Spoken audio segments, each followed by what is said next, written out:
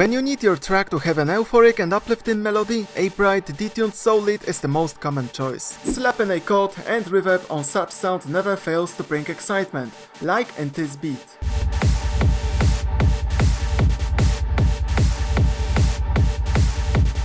In this tutorial, we will be using the Wavetable synthesizer and a few other Ableton effects to make the sound you have just heard a while ago. But if you are looking for more sounds like that, along with some screeches and hover leads, look no further. Rave Techno Reinforcement Volume 2 is a preset pack for both Xfer Serum and Ableton Wavetable synthesizers, packed with 40 soul leads, hover and screech presets to help you with modern hard techno productions. Inside the pack, you will also find MIDI files and Ableton effect tracks to help you transform any lead sound into its best version.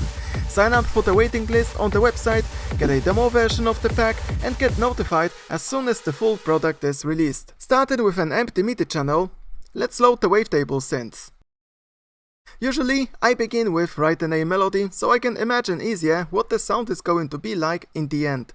So, with the current sound coming from the Wavetable, this is going to be a bit difficult. Right now, we are playing just a saw wave, that we will swap with a saw one. We will change the waveform in the first oscillator once again to make it produce a different sound, but at first I will return to writing a simple melody. I will start out with creating a rhythm, so I will use just a single note. Its pitch is irrelevant.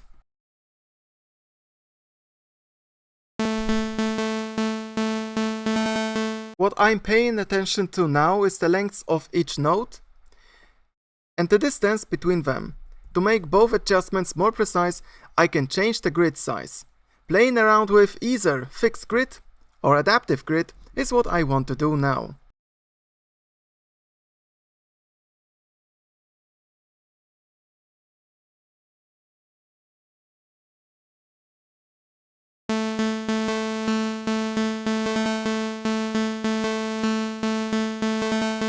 The rhythm sounds nice, so let's think of pitch now.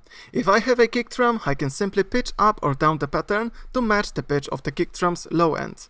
This is something I usually do by just using my ears.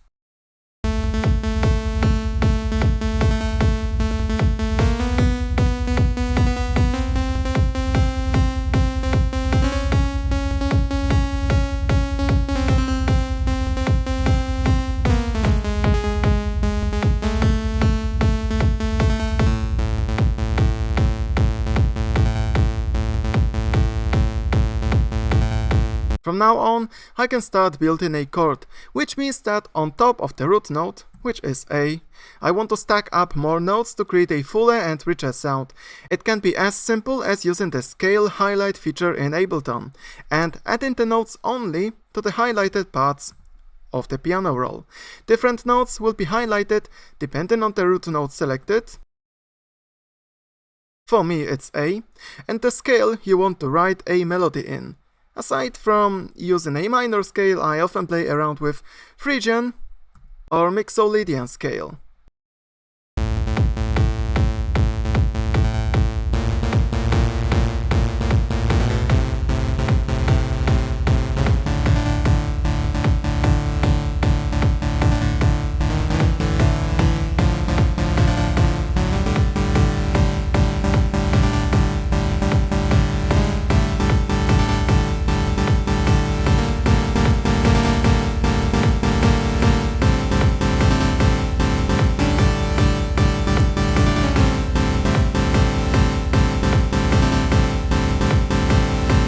The amount of notes in the chord and the distance in pitch between them is something to adjust basing on your taste.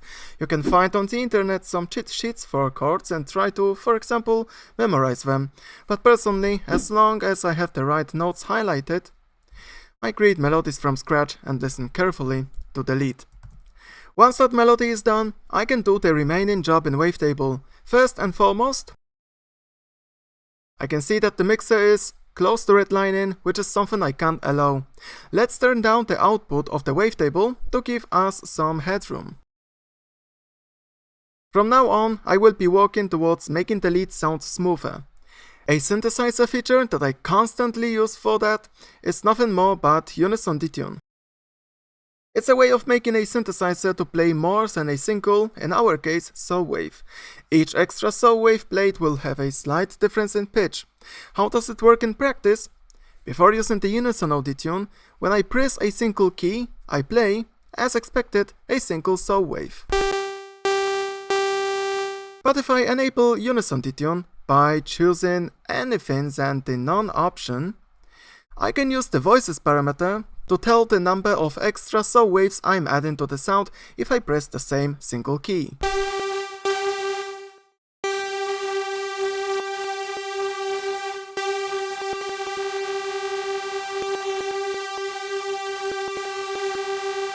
Usually, the more unison voices, the smoother the sound is.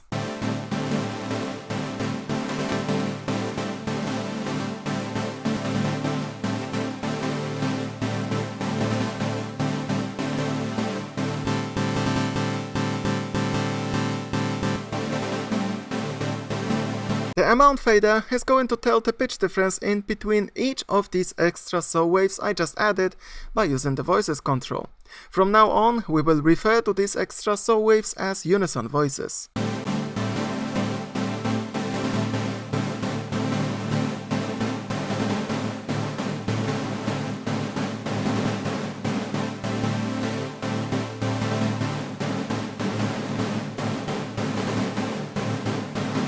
We can also play around with how the way unison voices are detuned. To adjust this behavior, use this list. From my experience, classic, shimmer, and noise unison modes are the most commonly used.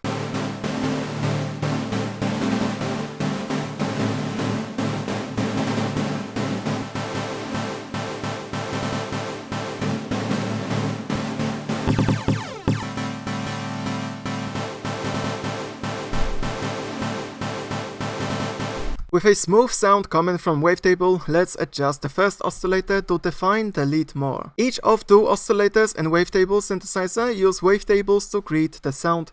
The wavetables are split into categories that describe loosely the purpose of wavetables inside. When it comes to lead sounds, like the one we will be making today, the basics category will be vast enough. Then, by using either the second expandable list or these two arrows, we can browse different wavetables inside of the basics category. Each wavetable is a set of waveforms that we can cycle through by using the wavetable position fader. Our job is to find a wavetable and a wavetable position value that will give us an interesting sound. But just before that, I will pitch up the whole sound by an octave to make it brighter.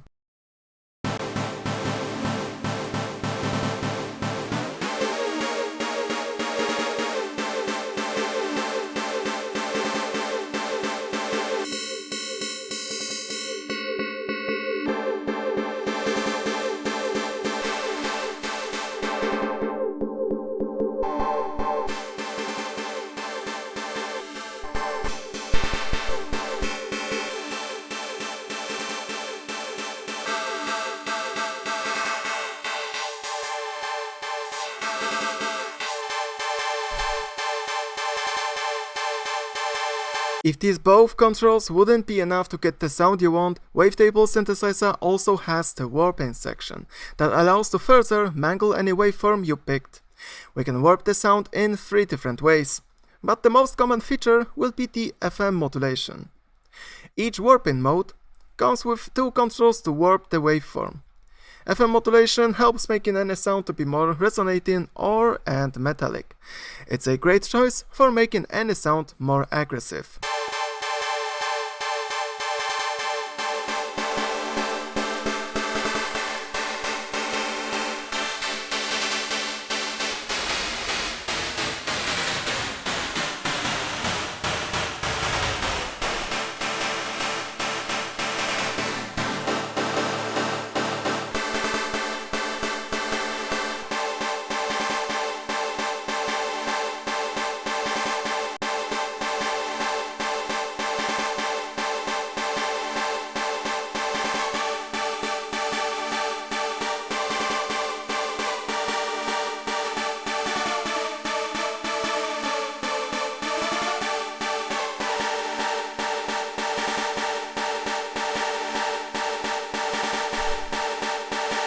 That makes the first oscillator set up. Before we move on to another one, let me advertise myself quickly and just say that if you wish to have other sound design or music production subjects explained in such an easy and practical way, consider going onto my website to learn more about my private music production lessons.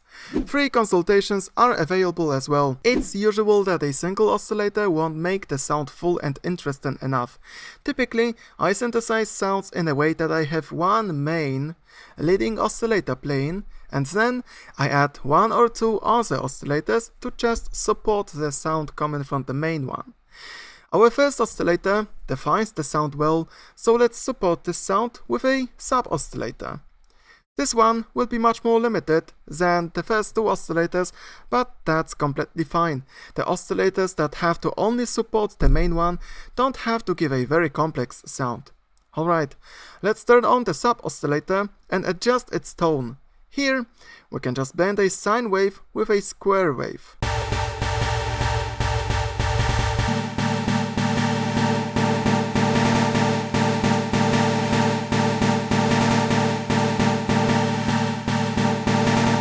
And adjust its pitch with the octave setting.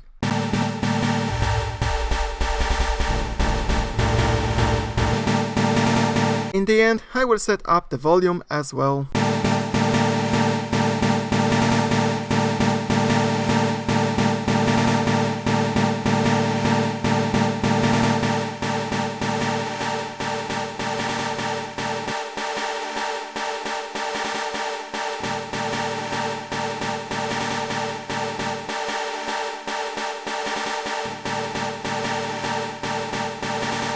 As we can hear, the sub-oscillator adds lower frequencies to the sound, making it sound fuller. Let's enhance the sound more and add a third oscillator, this time to add to the lead more high frequencies. We are turning on the oscillator too, and as before we can dive straight into the basics wavetable category. Here we will also find the white noise wavetable. With this one, we will easily add more high end to the lead, giving it more pristine, clear and bright sound.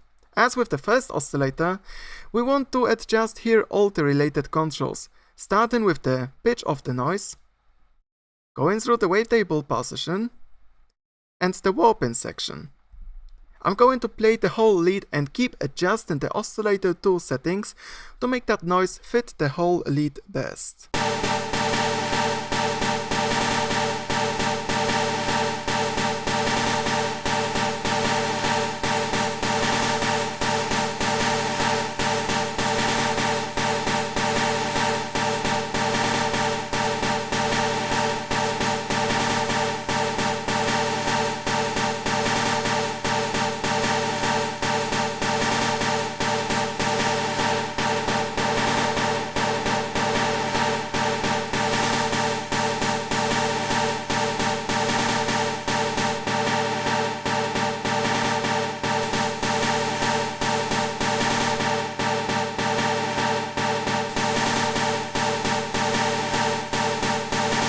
This noise might be a bit too loud now. To fix that, we only have to set the volume of the second oscillator in relation to these two oscillators I already adjusted.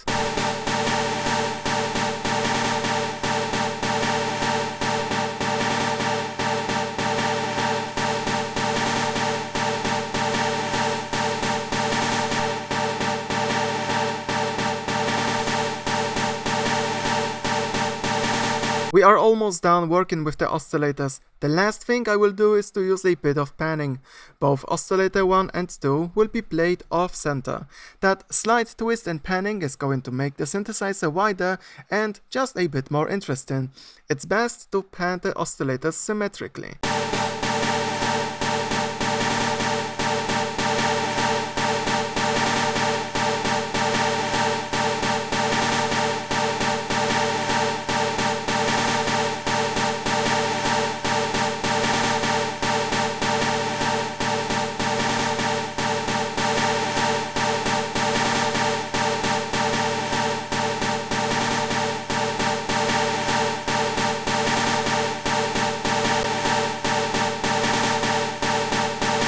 At last, we will fine-tune the rhythm of the lead. So far, whenever we play the lead, its volume drops in quite quickly. We can hear that the sound is, let's say, jumping. To adjust the volume of the lead in time, we will head to the volume envelope section. This curve, controlled with 4 parameters, describes how will the volume of the lead change. We are interested most in both decay and sustain parameters. With these, I can tell the synthesizer to turn its volume down by the amount of decibels set in sustain and time set with the decay. So right now, once the lead fully comes in, it needs 600 milliseconds to become quieter by 6 decibels. If we turn down the sustain even more, our sound will jump even more.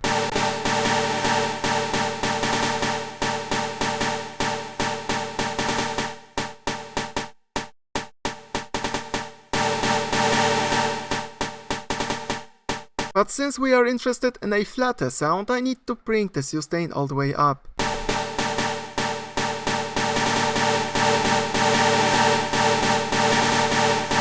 I mentioned that this volume drop is applied when the sound reaches its full volume beforehand. The length of this fade-in, so how much time does a synthesizer need to reach its full volume for the first time, is set with the attack control.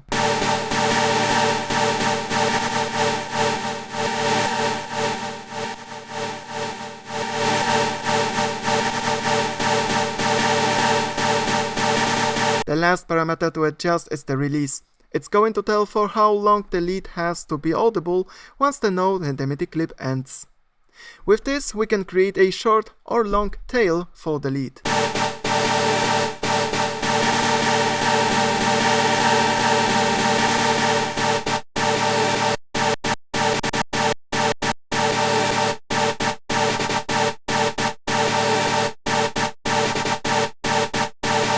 That's everything we had to do in the Wavetable synthesizer. Now I will add just a few effects to enhance the sound further. As most lead sounds, this one will also benefit from some reverb. It's a good practice to use reverb in the parallel processing, meaning that we are splitting the same signal into 2 different processing chains. In one of them, I will have the dry lead sound, but on the other one, I will use Ableton's reverb effect. Since it's parallel processing, it's important to put the dry width to 100% in the reverb effect. The reverb is ready to be adjusted and everything together sounds so far like this.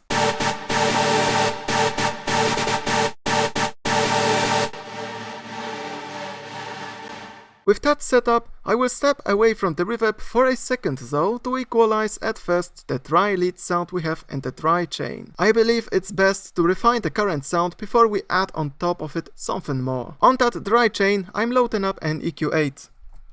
The equalization is going to be pretty simple. I will turn on and off each filter that is already prepared to show you how does the sound change over time.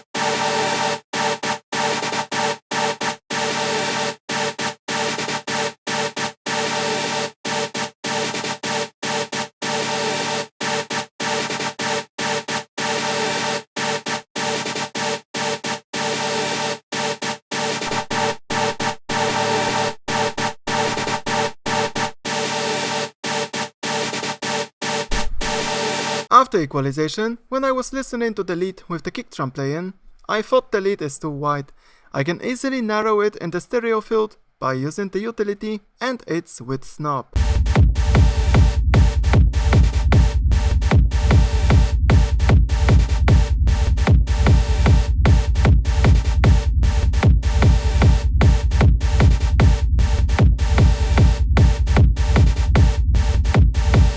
The dry lead is processed, so I'm returning to the reverb. From now on, I would like to adjust the reverb while the dry lead sound is playing in the background. In that way, it will be easier to make the reverb fit the dry lead sound. Ableton's reverb has a complex plugin, but fortunately, many of its parameters don't change much in the sound. Let's begin then with controls that really matter. The most important controls in the reverb effect will be the size and decay. They respectively adjust the character of the reverb, whether it has to sound very tight, metallic, or open and transparent, and the reverb length. Lead sounds typically benefit from smooth reverb that is a bit long, so I will adjust now both controls appropriately.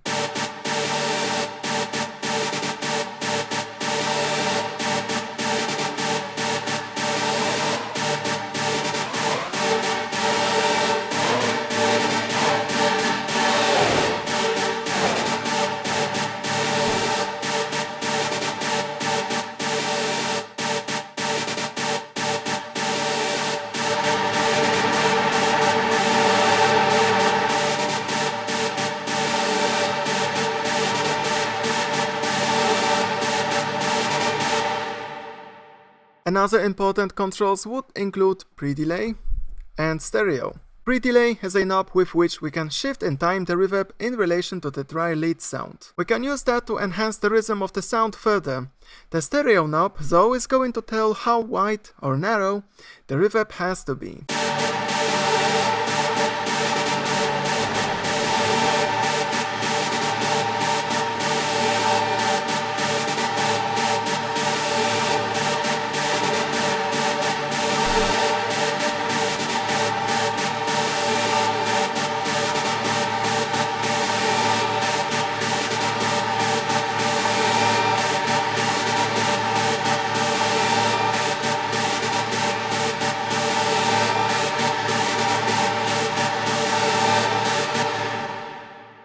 We can also use the input filter section to remove from the reverb either high or low frequencies.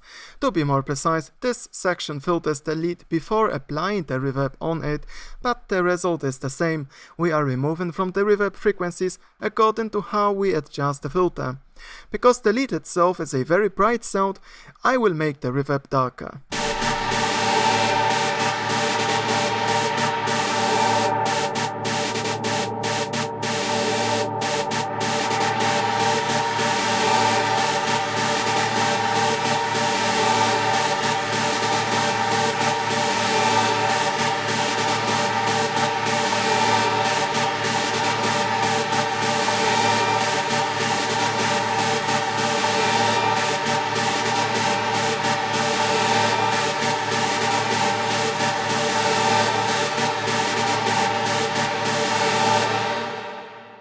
Ableton's reverb has a few more controls to adjust, but their influence on the sound is not that large as in the case of the knobs we already adjusted.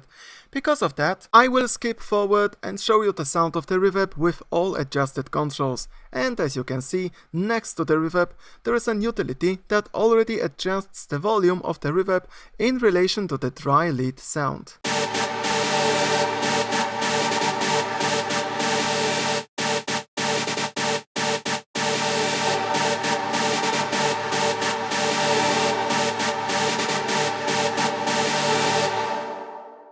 For me, the main benefit of using parallel processing on the reverb is that I can now equalize it independently.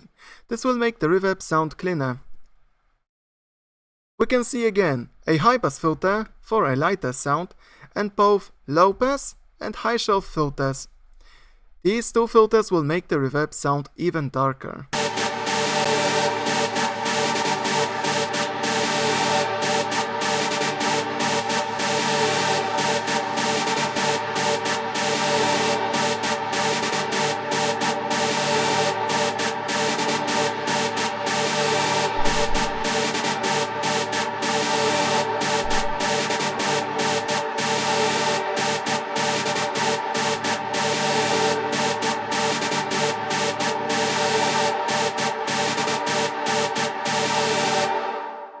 Right now the reverb has a fixed volume.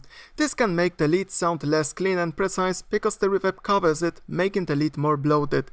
It would be great if we could make the reverb quiet whenever the dry lead plays. This is a perfect opportunity for envelope follower, an effect that treats the waveform of a signal as a modulation curve for any assignable parameter. This is something I have done exactly in one of my modern hard techno tutorials, where I made the reverb apply to the drum break DUG whenever that drum break was playing.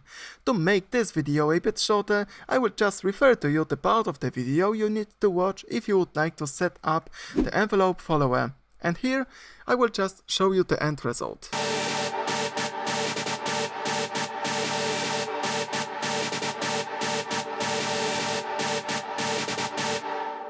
At last, to make the lead a bit more pumping, I will add some volume automation to it that will simulate sidechain compression.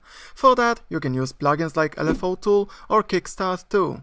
In this video, I'm going to build a similar effect with just Shaper and Utility. Shaper is an effect that can rhythmically modulate most of Ableton parameters. To make use of that modulation, it has to be assigned at first. In our example, I want to assign the modulation to the gain knob in the utility, and that's how we will create the volume modulation. Click the map button and then the gain knob in the utility. If you are using Live 11, like I'm doing today in this video, the modulation range, that is how far the modulated gain knob can move, will be expressed in percents. If you are using Live 12 and if you want to get the same way of modulation, click the mod button. Okay, let's start with a quick sidechain curve like that. In that way, the number on the left will relate to the volume of the lead in the beginning of the modulation cycle, and the number on the right will relate to the volume of the lead when the modulation curve is at top. The most extreme sidechain effect would be achieved if we mute the sound at the bottom and leave the volume intact on top.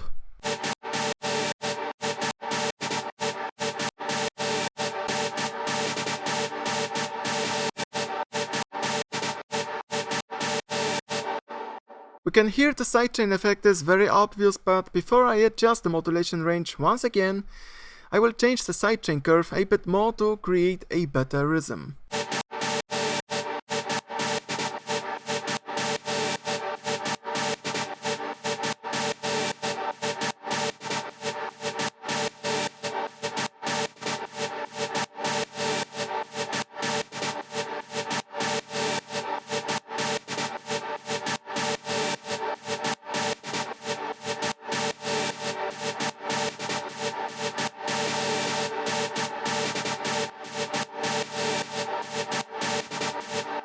Now I think the rhythm is fine, so let's change the 33% on the left to something that will make the sidechain effect less obvious, and that way we will make the utility turn down the lead volume by a smaller amount.